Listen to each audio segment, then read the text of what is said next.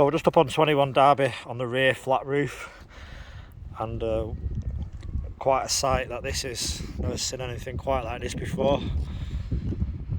It seems as though whoever's redone this roof has just chucked everything over there. Really shoddy workmanship. We've got aerials, we've got large 8x3 timbers. It's like a skip, slates, tiles, ridges, old mineral, etc. So this is directly above the wooden cladded section we're about to undertake the changes to. In the hallway where we have the damp and the leak around the door frame, this is around this area. Okay, so pretty hard to spot in the condition that it's in now to solve it. This is an asphalt roof. If this wasn't a solid asphalt roof, then this would have collapsed into the bathroom 100%, the amount of weight that's on here. You can see this asphalt roof isn't in great nick at all. What's coming through here. Now the green mineral roof that's been done, if somebody took a photo of this for you, I'm sure it'd look reasonable. You can see how they flapped it down onto this roof. They've not sealed it, they've not burnt it. Now, even with this, it just pulls up. Underneath you're supposed to have a quality 4mm underlay, and this is your main barrier of protection. This is your cap sheet.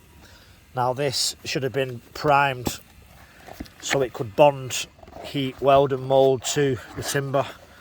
It's not, so everything's just been burnt on loosely in patches and just laid on. It's really bad work.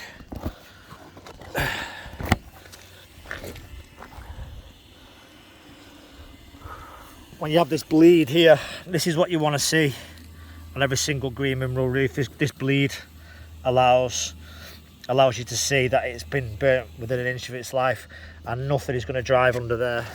It's only in 2, 3, 4 stages along this entire line, so you can see the rest of it where it's not got the bleed. You can peel it up. Now if I can peel this up, rain can get in. They've run out of materials towards the end, so they decided to do this. It's the only reason I can think of why this stripe is here. And again, I can put my full hand underneath. The edges that goes onto the adjacent property, again, it's not burnt on, and it's absolutely sweating under here. You can see the water. It's just an absolute state. Nothing's been done proper here.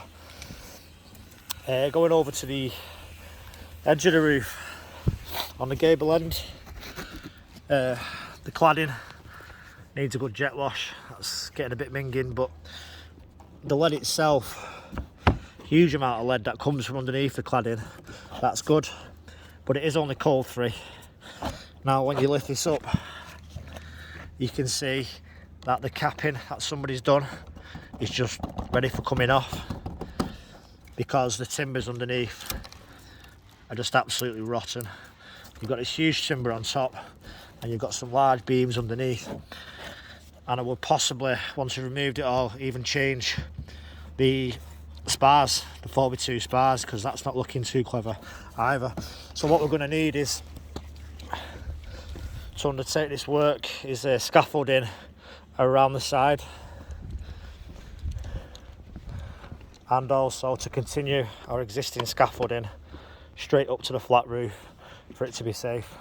And a skip will also be required, not here but on the main road, for all these materials.